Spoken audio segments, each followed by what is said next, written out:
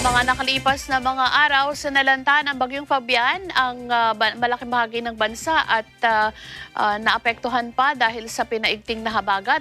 Makakabalik talakayin po natin si Secretary William Dar ng Department of Agriculture para talakayin ang ilan sa mga bagay na ito. Good day po sa inyo, Secretary Dar. Magandang umaga po, Weng, at sa lahat po na taga-subaybay po ninyo. Opo, kumusta po ang ating sektor ng agrikultura sa harap nga po ng nagdaang Bagyong Fabian at ang patuloy pong pananalasa ng habagat? Yeah, ito yung aming latest data. The amount of damage and losses as of July 29 ay umabot na ng almost 550 million pesos, affecting about 23,000 farmers with a potential loss of 9,511 metric tons.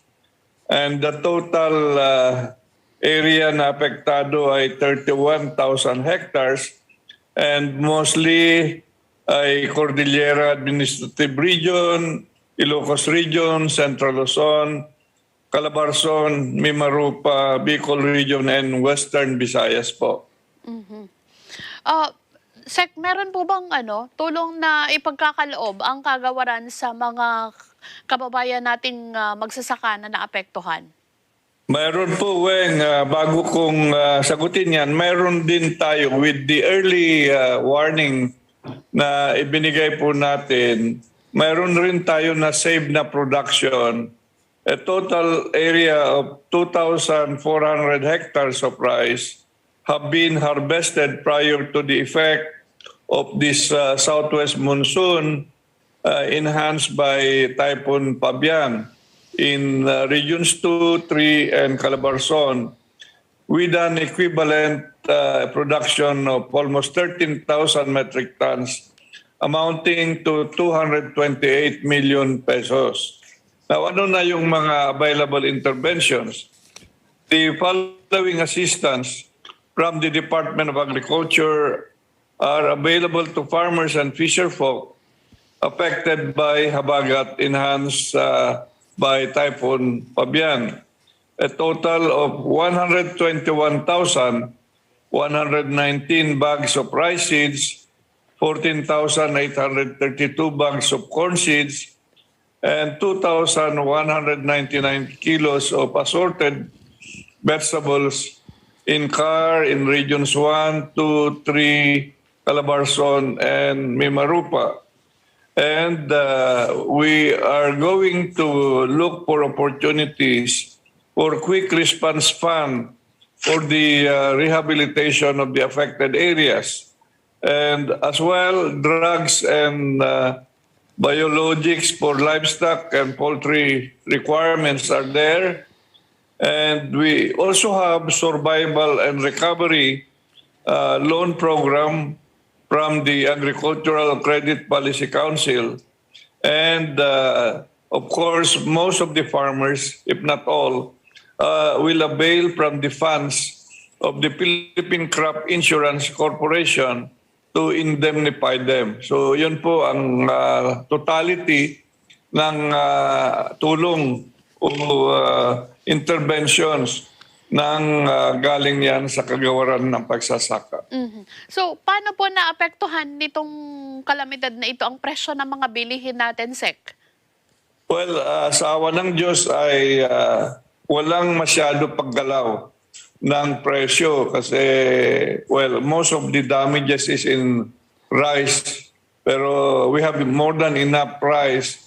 As of today, mayroon tayong mga 70 good for 79 days to last pa. So malaki po ang inventaryo natin sa bigas. So mayroon tayong sapat na pagkain. Kumusta naman po ang supply ng karneng baboy? Tuloy pa rin po ba yung mga pag-iral ng state of calamity dahil nga sa African swine flu? Tama po kayo. Kahapon ay umikot po kami. Nandun kami sa Robinson's Galleria.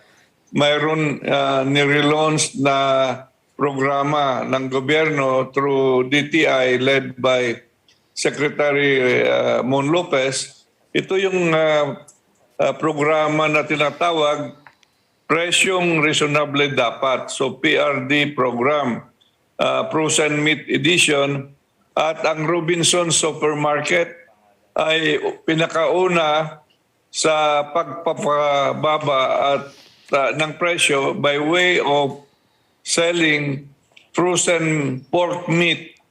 At ang mga iba't ibang presyo ay nandito. Ang pork belly liempo ay 250 pesos per kilo. This is 100 pesos, much lower or cheaper than the local pork. Doon naman sa pork chop at kasama na rin ang kasim and pigi ay 220 pesos per kilo. And ground pork po ay 200 pesos per kilo. At ito ay lahat po ng Robinson Supermarket in Metro Manila will sell frozen meat at ito yung mga presyo po na susundan. How about yung supply po nung mga local meat products natin, Secretary? Ano pa po yung mga interventions na nagawa po ng kagawaran para naman dun sa mga local hog raisers natin? Well, ang ating number one priority is to help the local hog industry recover. And so we have a repopulation program for the local hog industry. There is a budget of about 1.6 billion to start repopulation. That's just coming from the Department of Agriculture. But in terms of credit that is available, we have from Land Bank 30 billion pesos is available. And from DBP, we have 12 billion pesos. So we have total of 42 billion para doon sa gustong umutang sa Land Bank at saka sa DBP. Yung repopulation program, we will continue that and to be enhanced further. We are asking additional budget for this year to enhance and accelerate itong repopulation program at the level of 6.6 billion pesos po ang kadagdagang budget na requirement dito po sa pagpayabong pag-repopulate dito sa local hog industry natin. Opo. Seryoso pa rin po ba ang problema ng bansa sa ASF? Ang ating datos po ay hindi na kagaya last year na mataas na mataas. This year, bumababa po yung mga outbreaks.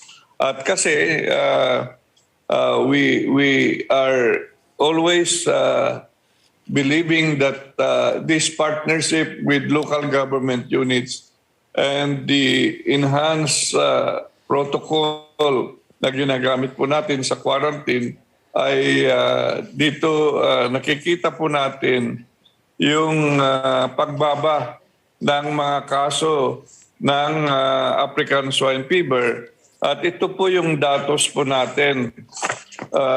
Dito sa July talagang mababa na kumpara mo nung Abril. So it continues to taper down. And hoping, and let me mention here, now we have an ongoing vaccine testing, African swine fever vaccine testing. Dalawang prototype ito at we are testing it in 10 commercial hog companies. And the initial results of this vaccine testing against ASF will be known by the end of August. So let's continue this testing and hopeful that we will have again the best of results. Para sa ganon, this is the end of the tunnel na sinasabi ko. Kasi ganon din sa COVID-19. Bakuna po ang that will solve and save the local hog industry. One last point na lang po, Secretary Dar. Naging malaking tulong po yung deklarasyon ng state of calamity. Malaking tulong po yun kasi ang LGUs ay partner natin, so they can also help in enhancing yung quarantine protocols, yung mga checkpoints para hindi mag-spread mulit itong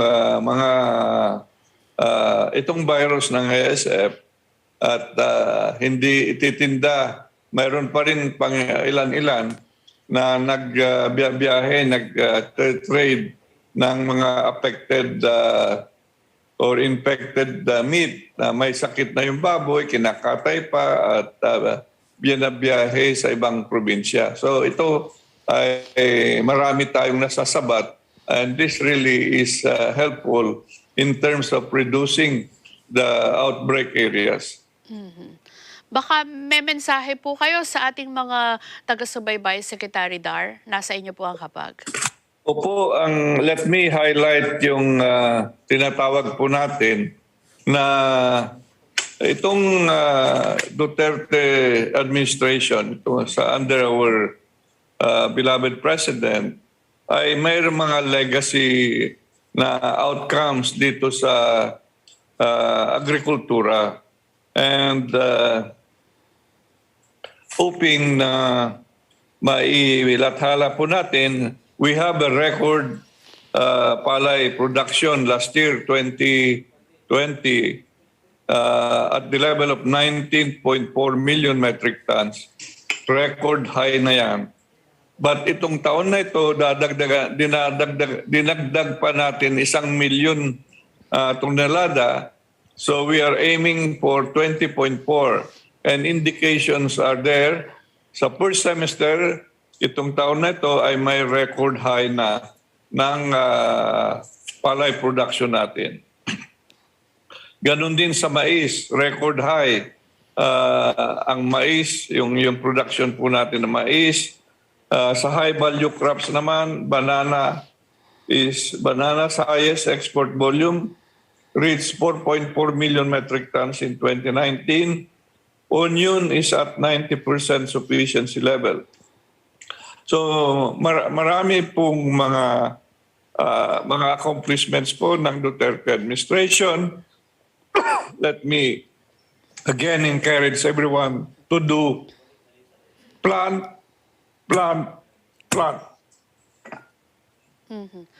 Yun. Kung may build po ang administrasyon on the agricultural sector naman ay yung pong plant.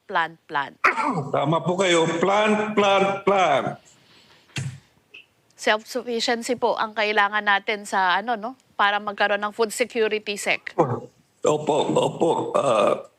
We have to be food secure by way of doing more plant.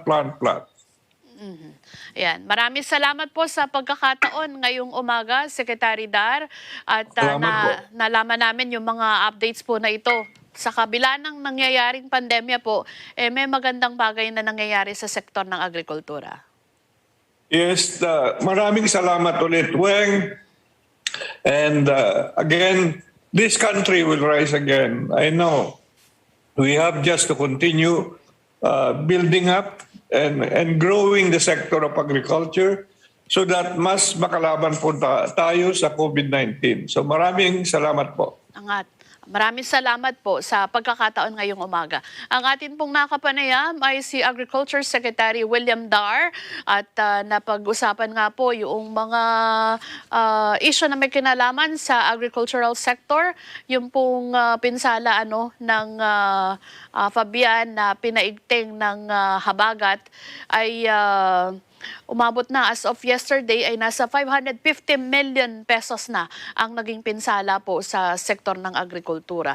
At isang bagay pa dun sa Asian swine o African swine flu na isa po sa problema ng bansa natin o mga nakaraan ay bumababa na yung mga kaso at meron ding vaccination na ginagawa po ang DAR o ang DA na pinapasimulan po nila ngayon at ang magiging resulta daw po ng bakuna na yan malalaman sa huling bahagi ng Agosto. And of course, yung panawagan na plant para po sa food security ng bansa, yung self-sufficiency, kailangan po natin yan. Ang iba pa mga balita sa aming pagbabalik.